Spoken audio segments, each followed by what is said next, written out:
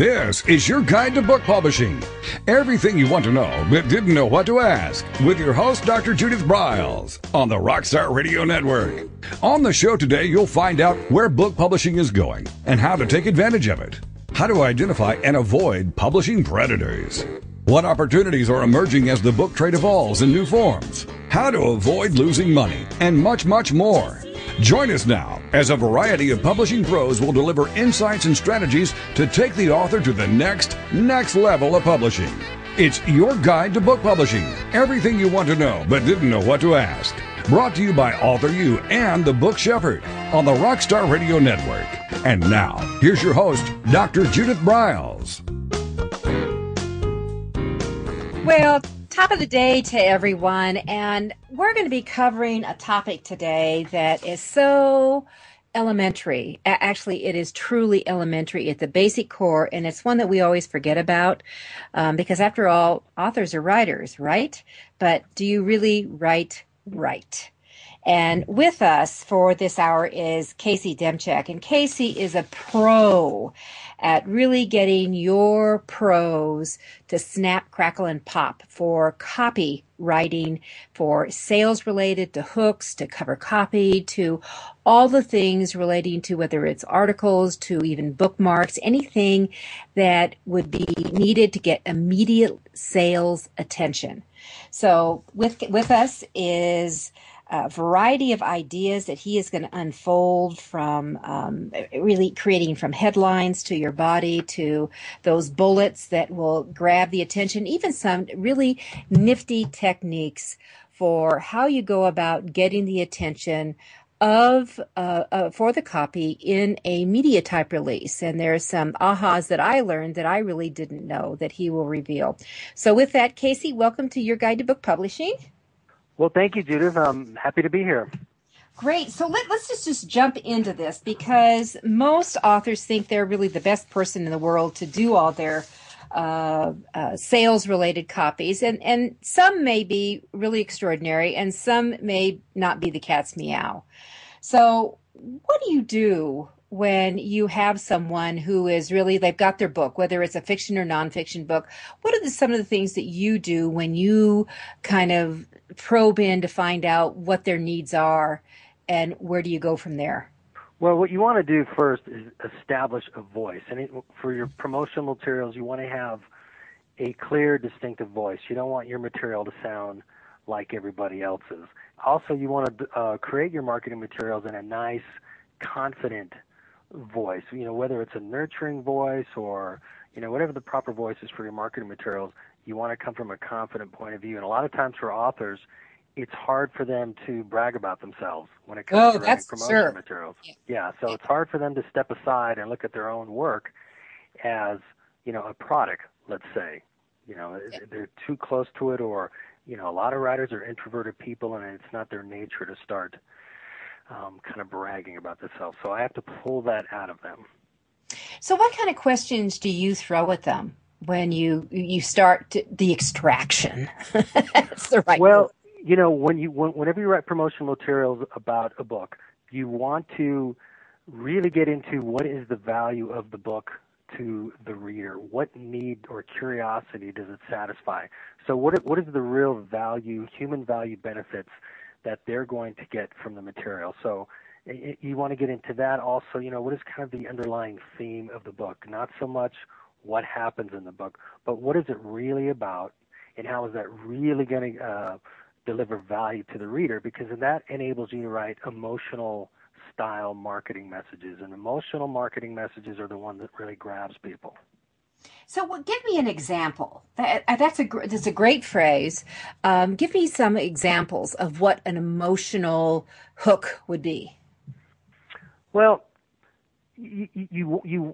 for emotional hook, you want to detail things down to where what a person is really going to get out of it. You know, I mean, if they're reading, you know, another book about, you know, let's say the JFK murder or something like that, you go, well, what's the emotional hook there? Well, it's obviously somebody's trying to learn more. They're very curious about a certain point in history. So you really want to dig down, and, you know, you've got some new information or something that's going to satisfy their curiosity. With non-fiction books, it might be a little easier because, let's say it's a book about how to gain more financial freedom. Well, you want to get into what does that do for people emotionally. Having a big pile of money is great, but what it really does is it makes people feel more secure, or it gives them the freedom to enjoy vacations and go visit their relatives. So you want to dig down to kind of the emotional need that you are satisfying for people. So it's really tapping in. When you mentioned JFK, I can remember exactly where I was sitting. I was in Bozeman, Montana. We were so poor. Oh my God, were we poor. Sitting in a basement. We found an old TV for $5, and it sat on a red flyer wagon, because we found one of those for $1. And that was our TV table, watching that whole thing unfold with an infant on my lap. So yeah, so that you go that's for the those emotional side. Yeah, that's the emotional side. Yeah. And no matter what the topic is, you can always dig down to that emotional core. That thing, how you can figure out how you can touch people emotionally. Mm-hmm. Well, how do you do that in a press release? I'm going to jump here, but that press release are a little bit more staid, I think. Or maybe I'm wrong, but how do you get that emotional hook on a press release? Well, what you do, the way to do that in a press release, and here's a little trick. Typically a press release is very who, what, where, when, and why. It's a piece of news, and it has to be written like one. But where you can inject a little sizzle into a press release is in quotes. So after that opening paragraph where you cover the who, what, when, and why, where, if you want to kind of make some emotional marketing statements, you have quotes within the press release. Now, those quotes may be from the author himself. It may be from a respected third-party person. Let's say it's a particular topic. If you have a quote from somebody who's well-known in that industry, and that's where you can deliver that emotion. The quote can deliver that emotional marketing message, because editors do not like press releases to sound like advertising, because then it looks like that publication is endorsing the book. But where you can work in a little sizzle is within quotes, and you always want to put those in the second paragraph if you can. So that goes in paragraph number 2. The reason you want to do that is because if you send a press release to a publication, they're going to edit it. Number one, they're going to see if it's written like a press release. If it's not, they're going to trash it. If it's well written, like a good press release and structured properly, they're only going to have maybe a limited amount of space to put it in. And what an editor's going to do when he edits a press release, they're not going to go through and rearrange stuff for you. They're not going to take the time. They're going to just cut from the bottom up. So you want that, that you want a good, sharp title. Then you want that who, what, where, when, and why opening paragraph, which you have to have. But then where you're going to have those nice quotes where you can inject a little emotional marketing, make that the second paragraph. That way, if they edit from the bottom up, there's a really good chance that second paragraph's going to make it. Right. Yeah. I was sharing with Nick Zellinger will be on with us, and Nick is one of your and my favorite book designers. And that I was sharing with Nick because I had just received yesterday a book review from Forward Magazine, which is one of the top independent. It is the one you want, a Stiller book review, and I couldn't have written it better. I mean, it was so good. And Nick came back and said to me, he said, "My God, this reviewer got our book. This is for Author U, creating and building your author and book platforms." And he said he actually got what we were doing. He got why you used the jargon you did. He got why you were doing the activities and leading them step by step through it. And it was an amazing review. I mean, a long review, unbelievably long. So not sure how to use all that yet. I'm going to send it to you, Casey, and you're going to help me. Okay, I definitely will. Okay, good. All right, so press releases are very important. So then that's one of the things that I know that you do very well. And what about some of the other areas that authors are going to be going down the path that someone like you can really come in and show the sizzle and the pizzazz? Well, there's a lot of marketing materials associated with a book. There's the traditional things, starting with the back book cover. You have sales sheets. But, what's really important these days, obviously, is landing pages on a website. Well, so let's talk about landing pages, because a lot of authors don't even think about that at all. So let's kind of tap dance with that. With a landing page, that's when you get into some sales writing techniques. And typically, landing pages used to be very, very long. Now they're getting a little shorter. But you want to open with a nice benefit-driven headline. Again, we get into what is the person really going to get out of the book. Not so much what the book is about, but what they're going to get out of it. So you want a nice benefit-driven headline, then maybe a subhead. Then you get into what you really have to do here is what I call make your copy at a glance friendly. So people look at a landing page on a website, the first thing their mind is going to say is this easy to read? If you have dark chunks of paragraphs, like the way you write a book, people are going to tune out. What you want to have is just that headline, subhead, a few lines of copy, and I mean just like a few, like 3 lines, and some sharp benefit-driven bullet points, then a couple more lines of copy, then another subhead, then a few more. You kind of write in this pattern of subheads, short lines of copy, benefit-driven bullet points, so that if when people look at a landing page, what they might do at first, okay, it looks easy to read because it's broken up with bullet points and short paragraphs, but now I'm just going to glance at the headlines. So if they scroll down and all they do is glance at your headlines and subheads, you want to build in a nice selling message. If all they read is your headlines and subheads, you want to get across a nice selling message. That's why you want benefit-driven headlines. Exactly. Hey, we're going to go into our first break, but I think that that's so critical for all of our listeners to understand that if you are writing text after text after text, even in your books, text after text after line after line or line, here's what it is. It's boring. It's boring. Unless we're talking about a fiction book where you're in the story, that's one thing. But when you're in the nonfiction and you're trying to get them, you need to think about it. You go buy a bunch of magazines. I want you to buy magazines, and you go through and look at the white space and the call outs and everything else. We're going to come right back. With me is Casey Demchek. He is brilliant at copy editing, copy layout. This is your guide to book publishing. Everything you want to know but didn't know what to ask. With your host, Dr. Judith Briles. And we'll be right back with more great information right after these on the Rockstar Radio Network.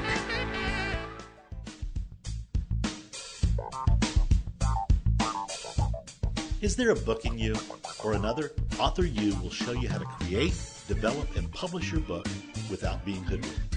If you already have a book out, you'll find a supportive and brainstorming community that's connected and creative no matter where you live. Author U brings in national experts for its book camps and annual author extravaganza held each May. It has regular meetings and delivers webinars for its members on timely topics. Through Author U's extensive network, members enjoy exclusive benefits, including significant discounts for a variety of services necessary to publishing. The Resource, its online book publishing news magazine, is content-heavy and it's free. If you want to create a book that has pizzazz, punch, and panache, Author U is for you. If you're a hobbyist or a casual author, it's not. Join Author U today through its website at authoru.org. Follow Author U on Twitter at Author U and on Facebook at Author U, where timely author and publishing tips and articles are posted daily. Author U, where the author goes to become seriously successful.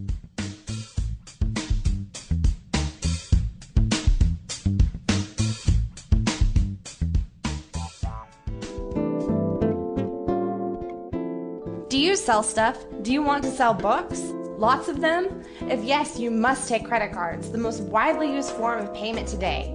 The Free Terminal has created a special program for your guide to book publishing listeners. No contract, all equipment is free, extremely low rates, and no termination fees ever. Contact Alan Dean at alan@thefreeterminal.com or call him at 303-668-6828. The Free Terminal has handled all credit card transactions for both Author U and Judith for over a year. Don't wait another day. Contact Alan at thefreeterminal.com or call 303-668-6828 and tell him you want the no contract Author U deal.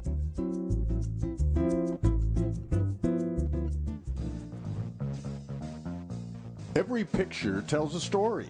And it's a truism that people do judge a book by its cover. Nick Sellinger and NZ Graphics have been in the business of producing superior graphic cover design and interior layout for self-published authors, independent and traditional publishers for years. He has developed a reputation for excellent work, fast turnarounds, and best of all, affordable pricing. NZ Graphics also produces ebooks and book marketing materials such as posters, sell sheets, postcards, bookmarks, business cards, logos, and more. Books designed for his clients have won multiple book awards, including Best Book Award by U.S. Book News, multiple Evie Awards from the Colorado Independent Publishers Association, Indie Book Awards, the San Francisco Book Festival Award, and Freedom Medal Award from Valley Forge. Visit www.nzgraphics.com or call 303-985-4174 for more details about making your book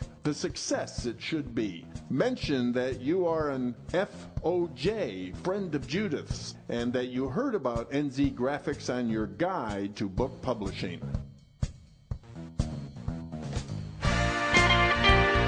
Welcome back to your guide to book publishing. Everything you want to know but didn't know what to ask on the Rockstar Radio Network.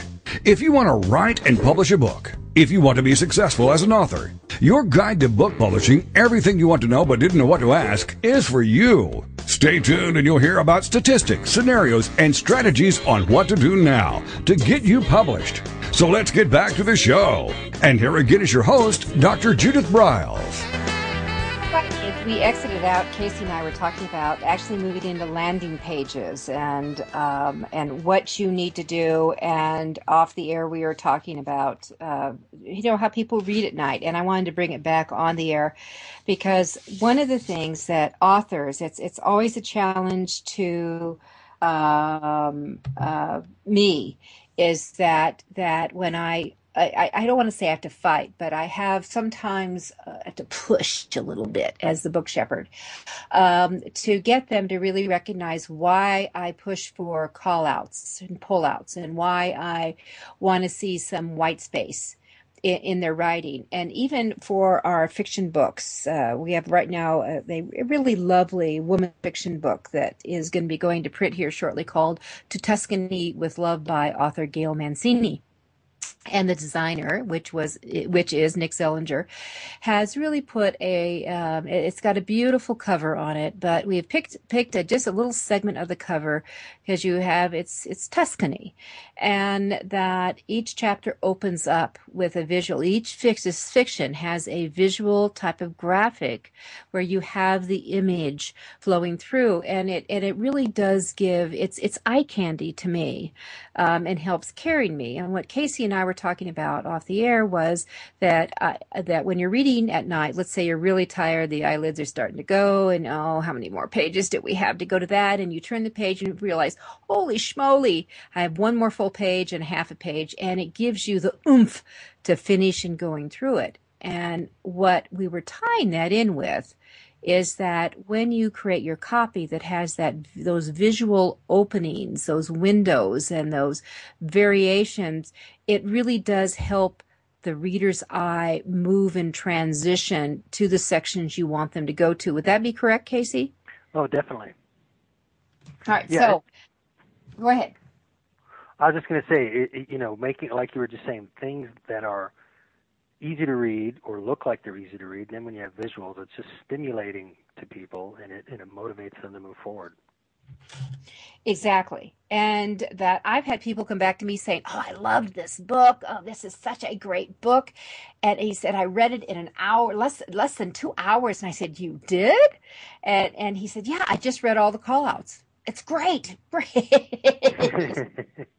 Well, I said there's more in there. But those visuals are those nuggets, whether they're bullet points. And do you have variations, Casey, that you'd like to see bullets laid out? Are they always round, or do you use square? Do you use little widgets? What do you like as a designer here?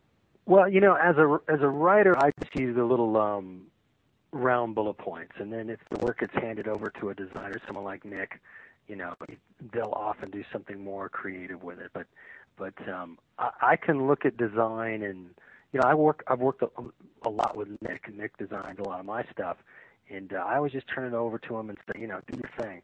And then when it comes back to me, I can look at it and kind of make some good judgment calls on it. But well, that's the same I give him too. I mean, initiating the design isn't I'll give him an idea about colors I'm thinking about, or words, some keywords that kind of describe what I'm thinking, like the mood or whatever, and then I just say, do your thing.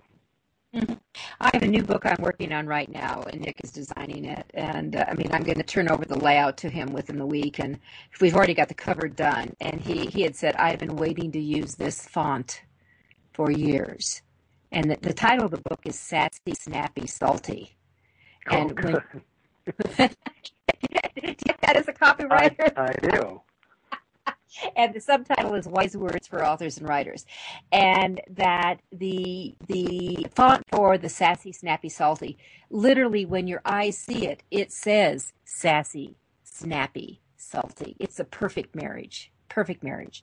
Well, and you raise a really good point, and that's one thing, like when I do work with a designer, is after they've done their layout or whatever, you always want to make sure that the visuals and the words go together well, whether it's the font for words like that, or if there's a particular picture near a headline, you want to redial in the headline to match up with the picture really well.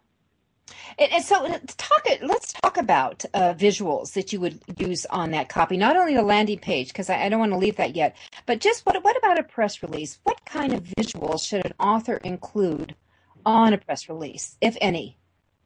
Immediately. I think, I always like thematic images. Again, what I was talking about earlier is not really what happens in the book, but what is the book about. For example, if it's a book about gaining greater financial freedom, I wouldn't have a picture of, you see those images that have like a stack of dollars, or they have, dollar signs or something like that. I would have images of what the real human benefit of making more money might be. So you might show people, on the beach enjoying a vacation, lounging in a chair or by the pool, something that, have the visual kind of create the emotional benefit of what your material is about. And so now you have to go out and find your graphics. So not necessarily the book cover. Yeah, again, that would be maybe not the cover, but like you had mentioned what to put out with a press release or maybe a sales sheet or something like that. But the book cover, I mean, that would be a good discussion. Like depending on what the topic is, if you can have a cover that kind of visually represents what people are going to get out of the book, that could be good. But it depends. A book could be about anything. So if it's a historical book, a really nice image of that period or something like that would be kind of the obvious way to go, I think. Okay, right. And then what about for fiction, our fiction listeners? How do they best go about creating that kind of immediate, first of all, a media release? And do we call them press releases or media releases? Or does it matter? I think you can go either way. Press releases, news releases, media releases. Either way. Okay. So what about a fiction author, which is very different from a nonfiction, on that pitch? I think, I used to be a story analyst way back when, evaluating screenplays. And I always think of, when I think of fiction, think of, when you watch a good movie trailer.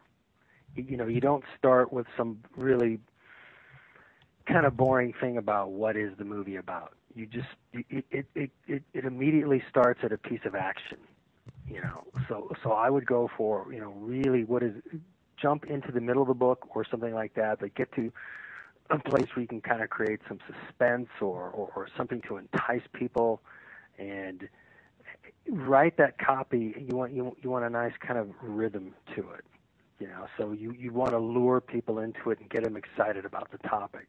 So sometimes that means jumping into the midpoint of what the story would be or something like that. It isn't, this story is about this, and this, but create some momentum, some sort of cliffhanger effect if you can when you're creating marketing materials. Well, cliffhanger is always important, I think. Well, and cliffhanger is kind of a vague term. I mean, even if it's a romantic novel, you can find a point of drama that to hook people. Although, please don't put another 50 Shades in your title. Okay, so let me hop back over to landing pages because I think those are really critical.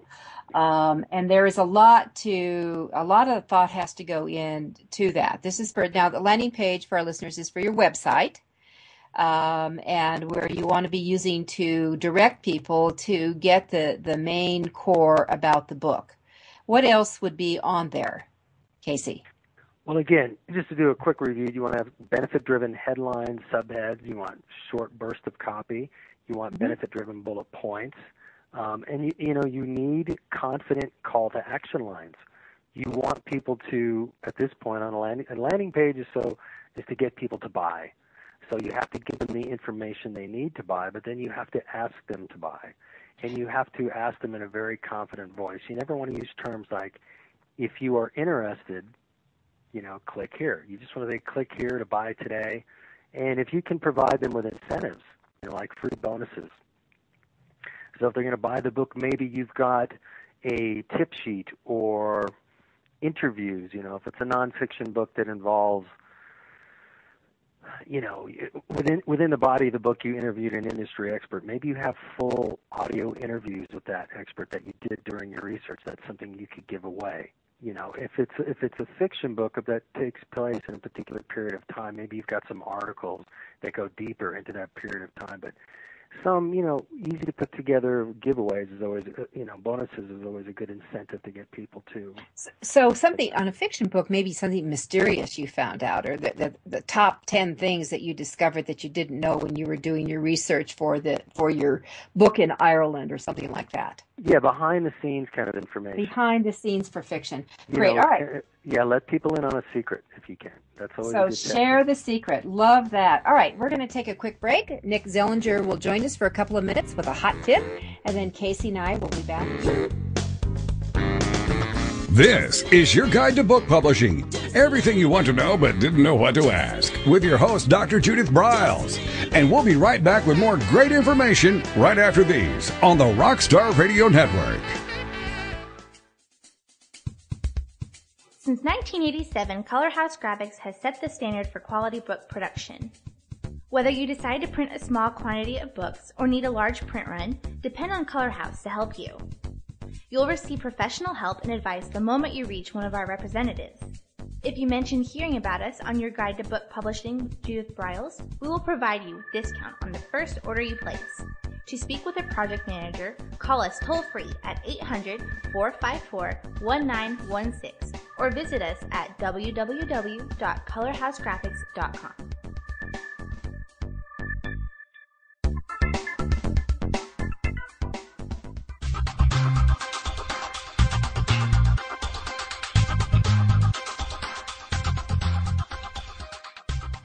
When Ned Thompson and Harry Shore started Thompson Shore in 1972, they believed employees with great character would make up the best company. They were right. They hired people who were not only experts in bookmaking, but who were obsessed with quality and delivering exceptional customer service. Almost 40 years later, Thompson Shore remains a 100% employee-owned company. Ned and Harry knew that successful customer projects are a direct result of empowered employees. We specialize in all books for large and small publishers. Creating beautiful and well-made books, we're dedicated to pleasing our customers by making the experience a good one from start to finish. The personal touch we have with our customers allows us to be innovative in solving their most difficult challenges. Our platform also ensures that we can remain flexible to meet our customers' unique needs and expectations. Our marketing kit can create buzz for your title, enhancing the promotion of your book during infancy. When you need to test the market to gauge your future sales, we can provide digitally printed books that will transition seamlessly into a larger offset run. From ebook to hard copy to delivery, our skillful customer service teams are at the ready to answer your most pressing question. At Thompson Shore, we know that making the highest quality books requires more than just best technologies. It requires superior customer service, professionalism to the trade, and commitment to environmental and social values. With these standards of excellence in place, you can be sure that we will always help you put your best book forward.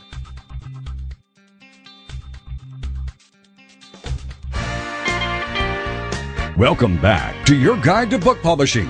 Everything you want to know but didn't know what to ask on the Rockstar Radio Network. If you want to write and publish a book, if you want to be successful as an author, your guide to book publishing, everything you want to know but didn't know what to ask, is for you. Stay tuned and you'll hear about statistics, scenarios, and strategies on what to do now to get you published. So let's get back to the show. And here again is your host, Dr. Judith Briles.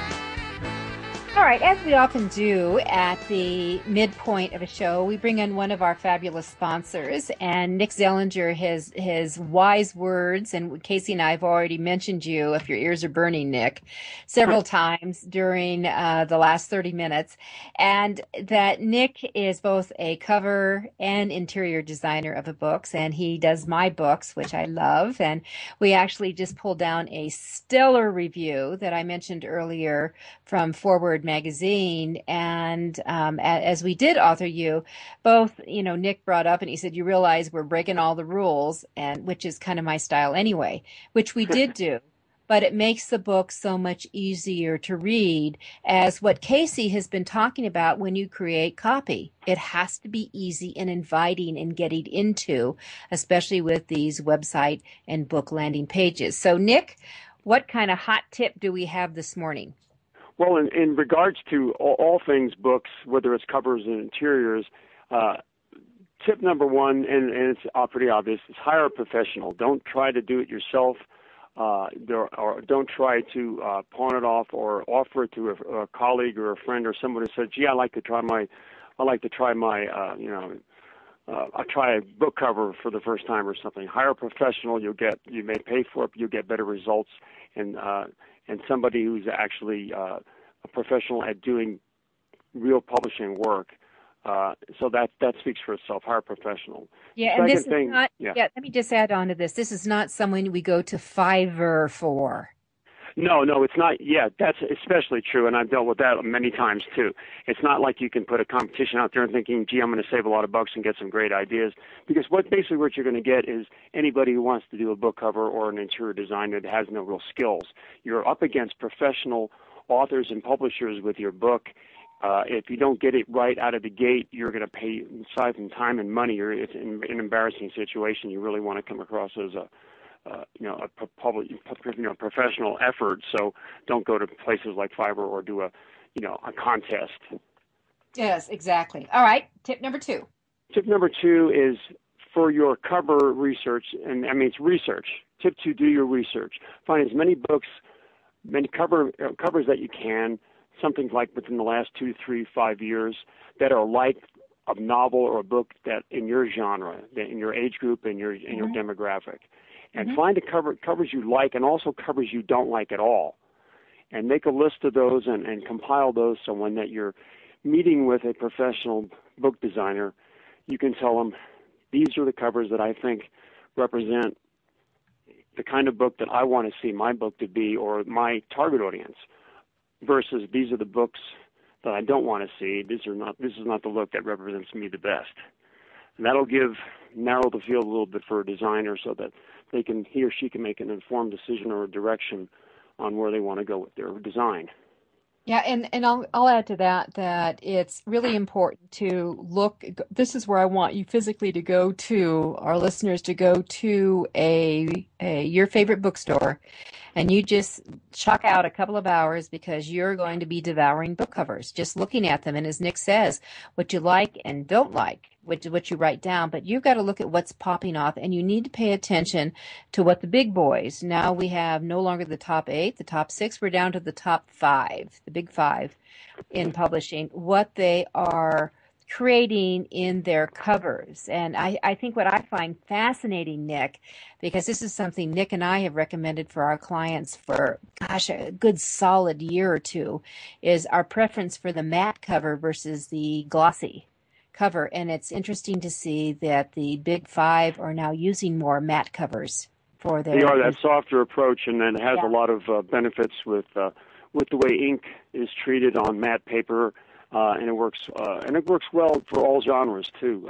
And I think actually your time is well spent going to a bookstore, whether if you're in the Denver area, go to Tattered Cover, or your favorite local bookstore, wherever you live, it's really worth your time. The research will pay off big dividends because you really get a real close view of what's working. And that's not just for the front cover, that's the entire cover, the back and the spine too, how everything is combining, composited together. You can see the number of words that are on the back, how it fits, how it reads, how it looks, how it feels. Those kind of things will really help you hone in on the direction you want your book to look like. Exactly. All right, and tip number 3. Tip number 3 is as you go through the cover design, you're going to obviously ask for opinions and we'll get opinions, and you'll establish your own focus group. Your focus group should be your readership. People you don't know, people you don't even like, perhaps don't like. But it shouldn't be your family and your loved ones. Even though the tendency is to show it to your husband or wife or loved one and say, what do you think? That's all fine and dandy, but that shouldn't come into the equation for deciding decision on whether the cover works or not. Yep. I think, yeah. Yeah, and we did have an example of someone that we were working with, and I will say Nick and I were going in one direction, and this is a typical thing that a lot of new authors do, and this was a fiction book, and he wanted to pull out every critical element within the book and plop it on the cover, and instead of showing one really bold to pull people in, and then you could more subtly kind of roll out some of that on the back cover because you have another cover to work with. That's true, and that front cover is your immediate impact. It has to have power, and it has to have an immediacy to it, and it's understandable that authors are very close to their work, and first-time authors can't see the forest from the trees with some of this, and you need to just simplify. It's bold, it's contrast, it's what pops off the page. It's not 4, 5, 6 different elements. That'll just be confusing to a first-time buyer of a book. So, yeah, it is. And then when you build your name, then you get your name really big, and that's what happens. That's why James Patterson. No one cares. They just see James Patterson. See that cover? I don't think I've had that one. I'll buy it. That's it. Yeah. At that point, it doesn't matter. Just as long as they spell your name right, you're good. Yeah, there you go. All right, Nick Zellinger at nzgraphics.com. Thank you, Judith. Take care of him. Thanks a lot, Nick. Thank you. Bye-bye. All right, bye. All right, Casey. So tying in actually some of the things that Nick was talking about, which was from the focus groups or getting professionals to do it. I mean, you're a professional. How many years have you been doing this? I have been writing marketing materials now for 18 years. The last 13 years on my own, yeah. Yeah, that's what happens. And how do you tie in, Casey? I mean, you revealed one of your secrets is that you used to be involved with script writing and screenplays. How does any of that flow into how you work this, your copy and your layouts and what you're thinking about when you're looking for extracting something that might pop? Oh, definitely. When I was a story analyst way back when, what really sets a good script apart from a bad one is the underlying theme. The what is the script about versus what happens in the script. When we watch movies, the movies that we always recall are our favorites. They really touched us on an emotional level, and they were always about something deeper than just what happened in the story. It had an underlying meaning to it. So that's why when I'm working on marketing materials for a book, I'm always looking at, when I used to look at a script, it's like, well, what is this story really about? And when stories have a good underlying theme to them, they have much more depth. In a good book, what is the book about other than just what happens in the book? But what is the real message out of here? When it has you look for that depth, that emotional depth, so that you can create emotional messaging, that grabs people. Mm-hmm. So the depth, and you're back to your emotional copy, which is what you're talking about all the time. Yes, because that gets overlooked a lot. And we don't think about it because we're trying to be very factual: who, what, where, when, and why. Yeah, or if it's a fiction story, it's what happens. Mm-hmm. And the sizzle. Or if it's a nonfiction book, it's about, again, using that money example. Here's how to make more money. But what does that do? What's the emotional part of that? Security, freedom, joy, being able to give more to other people. Well, how does that change? Is there any variation that goes along with what you would call your blog post? Is there anything that we would be doing differently there? Yeah, blogs are great because you can take, you can really take a part of your book or a part of what your message is about, the topic that you like to write about, and really get into, they only have to be 300 or 400 words, maybe 500 words tops, but it's a great opportunity to take a very niche area of your book or the topic you like to write about and get into it and detail it out. 300 or 400 words of just really good detail, and then you get to stop. So it's a great opportunity. You don't have to go into a long explanation of something. Just get into really good depth and detail. All right, great. We're going to take one final break, and we'll be back. Let's come back on blog. This is your guide to book publishing. Everything you want to know but didn't know what to ask. With your host, Dr. Judith Briles. And we'll be right back with more great information right after these on the Rockstar Radio Network. Do you sell stuff? Do you want to sell books? Lots of them? If yes, you must take credit cards, the most widely used form of payment today. The Free Terminal has created a special program for your guide to book publishing listeners. No contract, all equipment is free, extremely low rates, and no termination fees ever. Contact Alan Dean at alan@thefreeterminal.com or call him at 303-668-6828. The Free Terminal has handled all credit card transactions for both author you and Judith for over a year. Don't wait another day. Contact Alan at thefreeterminal.com or call 303-668-6828 and tell him you want the no contract author you deal.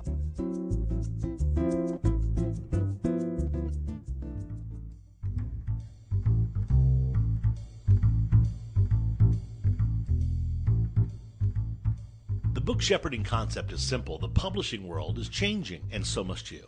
You need an experienced shepherd and a guide to partner with you as you create, strategize, develop, publish, and achieve your publishing goals. You can't do it alone without paying the price. You can spend your money creating a book that turns out to be so-so, or you can create a book that looks and feels classy, builds your brand, and is a financial success, a bestseller.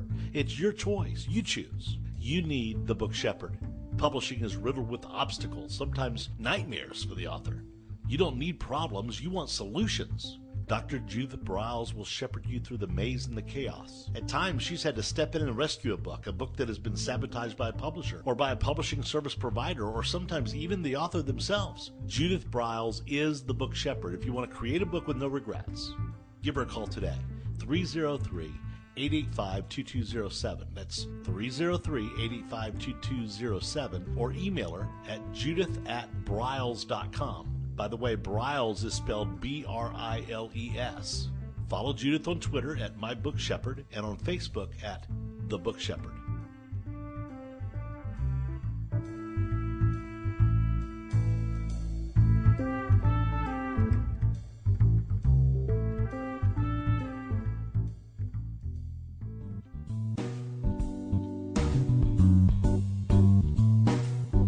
At Total Printing Systems, customer service is our priority. We are located in Southern Illinois.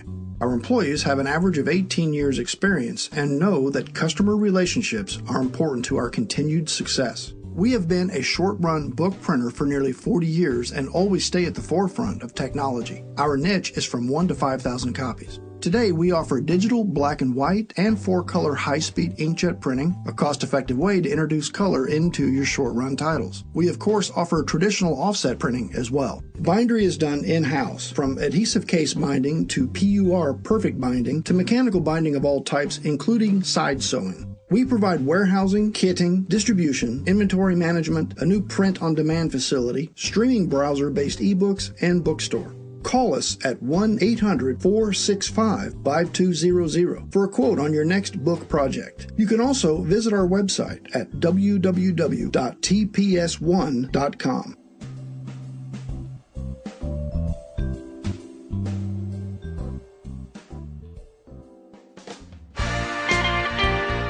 Welcome back to your guide to book publishing. Everything you want to know but didn't know what to ask on the Rockstar Radio Network. If you want to write and publish a book, if you want to be successful as an author, your guide to book publishing, Everything You Want to Know But Didn't Know What to Ask, is for you. Stay tuned and you'll hear about statistics, scenarios, and strategies on what to do now to get you published. So let's get back to the show. And here again is your host, Dr. Judith Briles. Well, with me this session is Casey Demchek, and one of the things he specializes is he takes the slop and makes souffle out of it. So we're talking about your copy and how to really take your words and take them to the next level that will capture others and bring it about so they really want to really get on board with you on whatever you are promoting or creating and the like. And one of the things that he talks about is creating what's called a key message copy platform. So Casey, explain that, and how do we get in and do that? A key message copy platform is an internal document. It's something you're going to write just for you. Nobody else is going to see it. But what you do is you divide it up into different sections, like maybe your key emotional messages, your unique selling proposition, or a little section you develop the voice that's going to be used throughout your marketing materials. But basically you can make it for a book, I'd say 2 to 3, 4 pages, and you develop your key marketing messages about your book and about yourself. And it's a great way to just really refine all your messaging, have a list of maybe 10, 12, 15 really good messages about your material. Then when it's completed, you use that as a springboard for then creating your e-blast, your website landing pages, your video scripts, your sales sheets. The real benefit of having that messaging platform is it makes it easier to crank out those other pieces, and your messaging and your voice will be very consistent throughout all of your marketing materials, because repetition builds reputation. So to get your message through to people, you have to hit it with them several times. So in order to do that, your messaging has to be very, very consistent. Working from a really thought-out copy platform is a great way to accomplish that. So, it's one of the things that I do when we go along with each one of these shows is I'm listening to you. I make little notes, because what I do after our shows is I create anywhere from 8 to 10 tweets and arenas that are variations, different variations that I will go through that we push out. And what we really learned is that what you may write one tweet, of course tweets don't last too long, but that what will attract one person may not attract 80% of the others, and vice versa. So you have to have a lot of variations on the theme to make sure that you hook into all your audience possibilities. Oh, definitely, and that's something you can consider while you're creating your platform, and it's just something you have. It gives you a lot of bullets in your gun, so everything's right there with you, and you don't. It's better than just making things up as you go. Because if you just make up your marketing materials as you go, what you're going to find after you're finished and you lay them all out in front of you, that your messaging for the most part is going to probably be pretty inconsistent. So you can have variations of your message to hit different segments of your audience, but the more you can plan that out in advance, it does give you an advantage over just making it up as you go. Well, it makes it easier too, because you've got it. If you're going to use your bullets in your gun, you're going to say the gun's loaded. Although guns are not favorite. Yeah. But you're able to go back especially if you're in a day where you don't feel so clever. Oh yeah, or if where they really come in handy is when you get those on-the-spot opportunities, maybe to get a blurb about your book into a publication or some e-zine or something like that, where somebody contacts you on short notice and says, hey, I got a great opportunity for you to get a little blurb about your book or whatever into this publication, but I need your copy by 5 o'clock. And you go, okay, what do I write? Well, if you got a completed copy platform, bammo, you can have something ready in 10 minutes. which is fabulous. And then you can respond. And once you get into the habit, you can certainly go around that area. All right. Is there any possibility, I mean, we have about 7 minutes here left before we end the show, that you could get into your handy dandy files and give us an example of some messages of a program that you've worked on?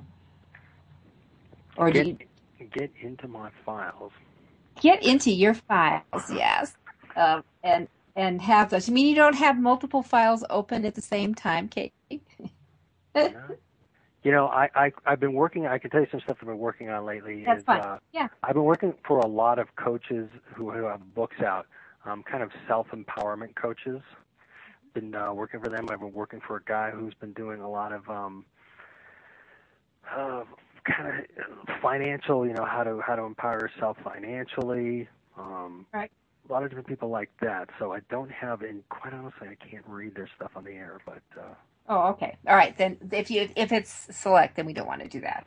But there could be, what we're saying is that you want to create, this is an internal document. This is not something that's available to the public. This is things that are reminders and goosers for you, the author, that if anyone comes from you, or actually if you're looking for seed material, that you maybe you need a little goose yourself at inspiration to get going and kickstart it on creating, whether it's a blog or the like.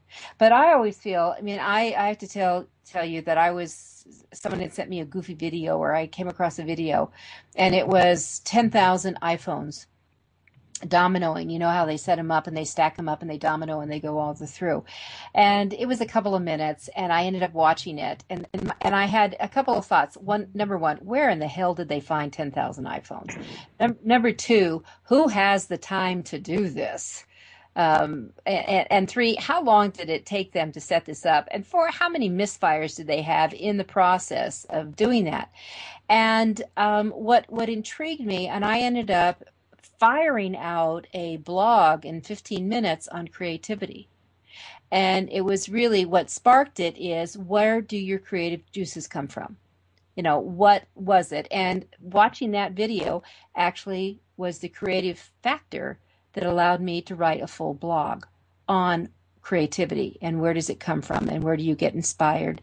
And I think what's really important for authors to understand, and in tying in with your copy, sometimes some of the most bizarre, off-the-wall things may be the juice that drives a key point or gives you the idea how to bring it together. Oh, yeah, most definitely.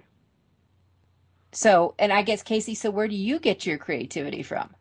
Well, I get it from, two ways. Number one, I'm always looking for things to stimulate me.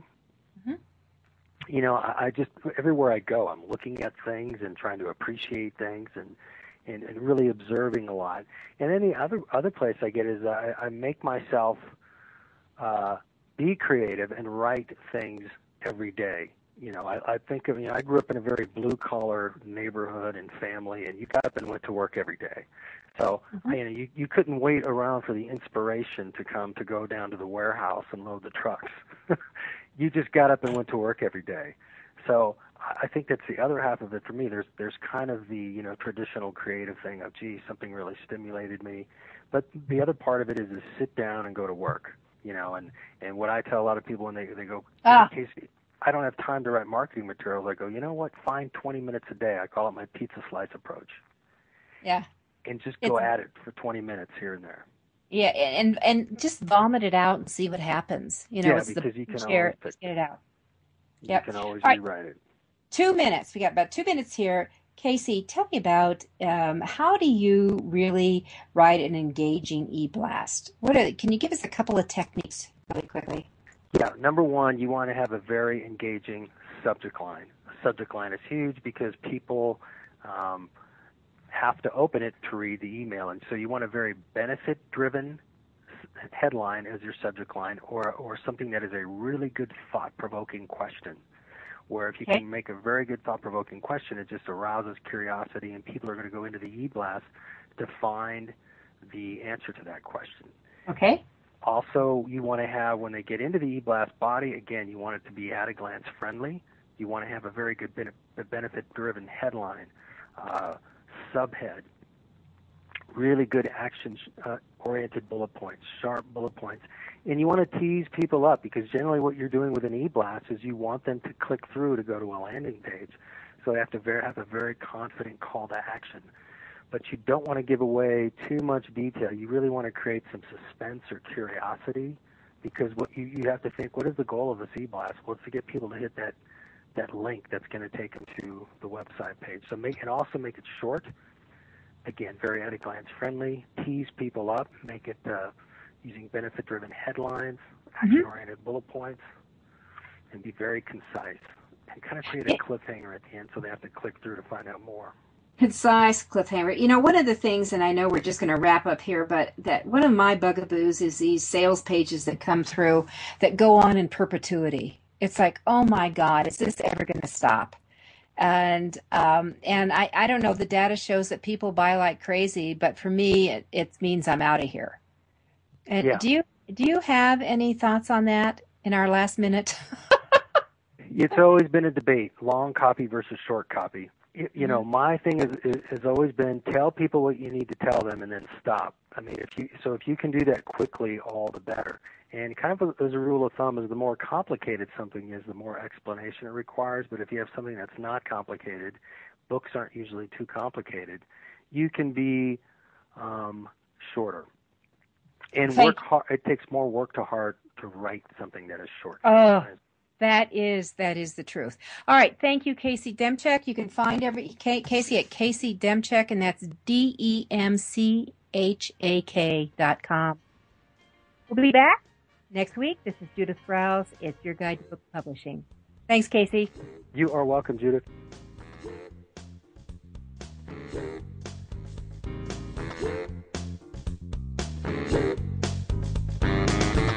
Thank you for being a part of Your Guide to Book Publishing. Everything you want to know but didn't know what to ask. With your host, Dr. Judith Briles. Each week, a variety of publishing pros will deliver insights and strategies to take you, the author, to the next level. You'll learn tips and secrets on how to create, strategize, develop, publish, and achieve book publishing success by making one very simple change in your book's journey. How to avoid the publishing predators. How to create an author and book platform that rocks. Learn how to make a living with your words and your books. Learn how to publish a book that has no regrets, and so much more. For more information, check out authoru.org, where authors who want to be seriously successful go. And Judith's website, thebookshepherd.com. Then join us again here next week for more. It's Your Guide to Book Publishing. Everything you want to know but didn't know what to ask. With your host, Dr. Judith Briles. Brought to you by Author U and the Book Shepherd. Thursday evenings at 6 p.m. Eastern, 3 p.m. Pacific on the Rockstar Radio Network.